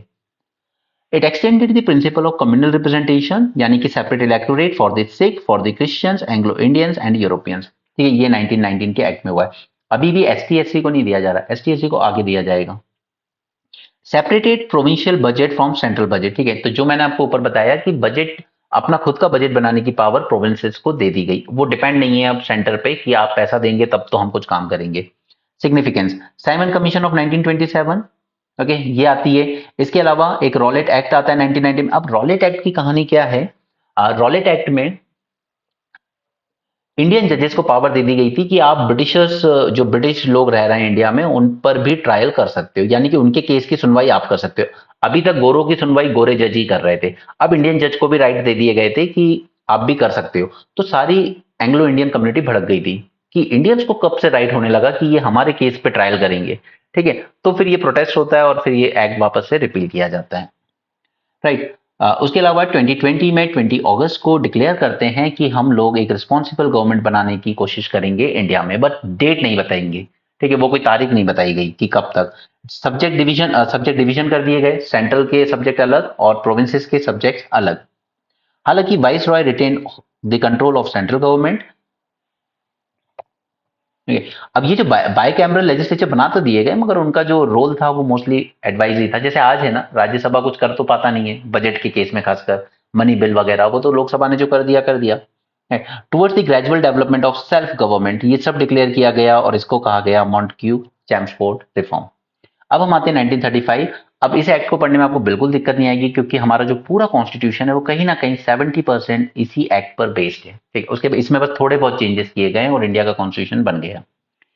फर्स्ट इन्होंने कहा ऑल इंडिया फेडरेशन बनाएंगे प्रोविंसेस, क्योंकि अभी भी इंडियन जो टेरिटरी थी ना, उसमें अगर ये पूरी ब्रिटिश टेरिटरी है सपोज, तो बीच बीच में कहीं ना कहीं राजघराने भी थे। ठीक है, जैसे ग्वालियर था यहाँ पे, वो अपने तरीके से चल रहा था, इसलिए हमारे जो क्रांतिकारी थे वो ब्रिटिश टेरिटरी में किसी को मारते थे और फिर इन राजघरानों में राजाओं के टेरिटरी में चले जाते थे, तो ब्रिटिश पुलिस वहां आती नहीं थी।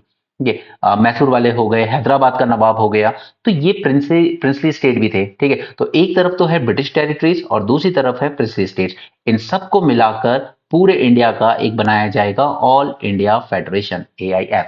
ठीक है, हालांकि ये ऑल इंडिया फेडरेशन कभी प्रैक्टिकली इंप्लीमेंट नहीं हो पाया, क्योंकि प्रिंसली स्टेट्स को एग्री नहीं था कि हम अपनी पावर सरेंडर नहीं करेंगे। Okay, so remember, all India federation बनाने की बात की गई, बट ये कभी भी रियलिटी नहीं बन पाया। और 39 में वर्ल्ड वॉर 2 शुरू हो गई, तो फिर ये सब चीजें करने का वक्त भी नहीं मिला।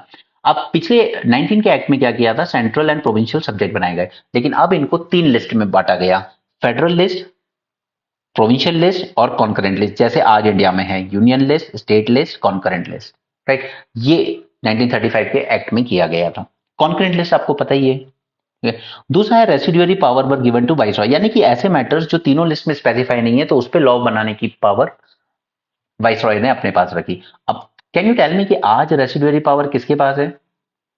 आई होप आपको पता होना चाहिए ना कि इन 3 लिस्ट में अगर कोई चीज नहीं है, जैसे आज कुछ चीजें आ रही है नई नई टेक्नोलॉजी के साथ, तो अगर उन पे लॉ बनाने का अधिकार किसी भी लिस्ट में नहीं है, तो कौन बनाएगा? किसके पास है रेसिडुअरी पावर इंडिया में? It abolish dyarchy in the provinces. ठीक है, तो अब प्रोविंसेस में जो डायरकी थी, यानी कि reserve subject and transfer subject, वो बंद कर दिए गए। ओके, यानी कि अब गवर्नर को वहां पर काउंसिल की मर्जी, एड एंड एडवाइस पर ही काम करना होगा, जैसा कि आज होता है। ठीक है, लेकिन इन्होंने क्या किया कि ये डायरकी अब सेंट्रल लेवल पे अलाउ कर दी, यानी कि गवर्नर जनरल ऑफ सॉरी, और उनको तो छोड़िए, वाइस रॉय बन गए अब तो, वो जो वाइस रॉय है उसको दे दिया गया कि एक तरफ है आपके ट्रांसफर सब्जेक्ट, दूसरी तरफ है आपके रिजर्व सब्जेक्ट। रिजर्व सब्जेक्ट पे आप अपने एग्जीक्यूटिव काउंसिल के साथ ही डिसाइड करके बना सकते हो, और ट्रांसफर सब्जेक्ट पे आपको काउंसिल ऑफ मिनिस्टर्स के साथ एड एंड एडवाइस पर ही काम करना होगा। ओके, बाइकैमरलिज्म, अब बाइकैमरलिज्म को हमने सेंट्रल लेवल से उठा के स्टेट लेवल पर भी इंप्लीमेंट कर दिया। यहां पर भी जो 11 प्रोविंसेस हुआ करते थे ब्रिटिशर्स के, उनमें से 6 प्रोविंसेस के पास बाइकैमरलिज्म आ गया। ठीक है, बट उस पर भी काफी सारी रिस्ट्रिक्शन थी। कैन यू टेल मी आज हमारे यहाँ कितने स्टेट्स में बाइकैमरल लेजिस्लेचर है? क्योंकि जैसे उत्तर प्रदेश का एग्जाम्पल मैंने आपको दिया, बिहार का दिया, इनफैक्ट आपके नीतीश कुमार, अखिलेश यादव, ये सब जब चीफ मिनिस्टर रहे हैं, ये लोग लेजिस्लेटिव काउंसिल से ही आते थे, ये इलेक्शन लड़े ही नहीं थे कभी। क्योंकि ये जब सीएम बने दोनों, तो ये लेजिस्लेटिव काउंसिल से आए थे डायरेक्ट नॉमिनेट होके। Separate electorate for SC, women and labour, अब ये चीजें आई, हालांकि ये भी कभी इंप्लीमेंट नहीं हो पाई। वो पूना पैक्ट वगैरह हुआ गांधी जी के साथ, और फिर SC लोगों ने मान लिया कि ठीक है हम लोग रिजर्व सीट ले लेंगे रादर देन सेपरेट इलेक्टोरेट। ठीक है, दोनों में फर्क मैंने आपको बता ही दिया है। It extended the franchise to more than 10% of total population got voting rights. अभी भी 100% लोगों को नहीं दिया हमने। ठीक है, आजादी के बाद जब हम कॉन्स्टिट्यूशन बनाएंगे, हम 100% लोगों को वोटिंग राइट दे देंगे, और वही शायद हमारी सबसे बड़ी गलती भी हुई है। क्यों हुई है वो कभी बाद में बात करेंगे।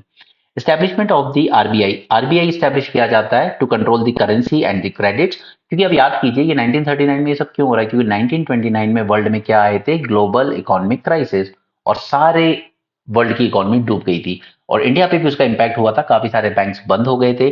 तब गवर्नमेंट ने डिसाइड किया था कि कहीं ना कहीं एक बार इस क्राइसिस से उभर जाए, उसके बाद एक सेंट्रल बैंक बनाएंगे जो रेगुलेट करेगा करेंसी और क्रेडिट को। ठीक है, इसके अलावा पिछले में सेंट्रल पब्लिक सर्विस कमीशन बनाने की बात की गई थी, अब बात की गई है 3 लेवल पर। फेडरल पब्लिक सर्विस, यानी कि आपकी आज की ऑल इंडिया सर्विस। ठीक है, प्रोविंशियल यानी कि आज की स्टेट सर्विस, और ज्वाइंट, ज्वाइंट आज भी है हमारे कॉन्स्टिट्यूशन में। ठीक है, 2 स्टेट्स की ज्वाइंट सर्विस हो सकती है। और फेडरल कोर्ट सेटअप किया गया 1937 में, जो कि यही फेडरल कोर्ट आगे चल के बना हमारा supreme court of India. Okay, then अब हम आ जाते हैं 1947 में। सेकेंड वर्ल्ड वॉर हो गई, ढेर सारी कमिटीज एंड कमीशंस आ गई, सबने बातें कर ली। उसके बाद फाइनली जाकर यहाँ पर जो क्लेमेंट एटली थे उस वक्त प्राइम मिनिस्टर, उन्होंने कहा कि हम 20 जून 1948 तक निकल जाएंगे इंडिया से, लेकिन जिस तरीके से राइट्स वगैरह हुए तो ये लोग जल्दी निकल गए 1947 में ही। ठीक है, तो ये ब्रिटिशर्स ने पास किया था government of India act 1947। Reasons क्या थे? एक तो वर्ल्ड वॉर टू ने ब्रिटेन को बिल्कुल कमजोर कर दिया था, मिलिटरली भी एंड इकोनॉमिकली भी। It weakened Britishers economically, dual scheme of governance, Cripps proposal, ये सब आप उसमें पढ़ते हो हिस्ट्री में। ठीक है, क्विट इंडिया मूवमेंट हुई, उसके बाद ये Indian navy, Indian national army, इन ये सब अगेंस्ट ब्रिटिशर्स हो गए, क्योंकि ब्रिटिशर्स का जो पूरा रूल था वो कहीं ना कहीं उनकी मिलिट्री और उनकी पुलिस पर ही डिपेंड करता था। लेकिन कहीं ना कहीं ये जो मिलिट्री सबसे स्ट्रॉन्ग पिलर था ब्रिटिश का, ये कहीं ना कहीं अब एंटी ब्रिटिश हो चुका था। ओके, सो इसने क्या किया? This act ended the British rule in India, division of British India into Pakistan and India. दोनों दोनों डोमिनियन को एक एक गवर्नर जनरल दिए जाएंगे। Termination of princely sovereignty over princely states also, और प्रिंसली स्टेट्स को कह दिया गया कि आप इंडिया ज्वाइन कर लीजिए या पाकिस्तान ज्वाइन कर लीजिए। Division of Punjab and Bengal, आप जानते ही हैं। It abolish the office of secretary of state. ये सेक्रेटरी ऑफ स्टेट बनाया गया था 1919 के एक्ट के दौरान, बट इतना इंपॉर्टेंट नहीं है कि आप उसको याद रखो, इसलिए मैंने उसको स्किप ही कर दिया था। ठीक है, ये सेक्रेटरी ऑफ स्टेट वगैरह बनाया गया था, लंदन में बैठता था। ठीक है, और इसको सारी रिपोर्टिंग की जाती थी। It remove the title of emperor of India from title of British monarch. पहला कैबिनेट इंडिया का बना, और आप ये देख सकते हैं किसको कौन सा पोर्टफोलियो दिया गया। तो जवाहरलाल नेहरू जी प्राइम मिनिस्टर बने और उन्होंने अपने पास ही रखा एक्सटर्नल अफेयर्स का, तो यानी फॉरेन मिनिस्ट्री का पोर्टफोलियो, कॉमनवेल्थ रिलेशन और साइंटिफिक रिसर्च का। सरदार पटेल बने होम मिनिस्टर और इंफॉर्मेशन एंड ब्रॉडकास्टिंग, और साथ में ही स्टेट्स मिनिस्टर। स्टेट्स मिनिस्टर का काम ये था एज अ स्टेट्स मिनिस्टर कि जो प्रिंसली स्टेट्स वगैरह है उनके साथ नेगोशिएट कीजिए, उनको इंडिया में मर्ज करवाइए। ओके, देन राजेंद्र प्रसाद बनते हैं food and agriculture. Maulana Abul Kalam Azad बने एजुकेशन मिनिस्टर। इनफैक्ट हमारे जो शुरू के 3 एजुकेशन मिनिस्टर रहे ना, तीनों मुस्लिम ही रहे। देन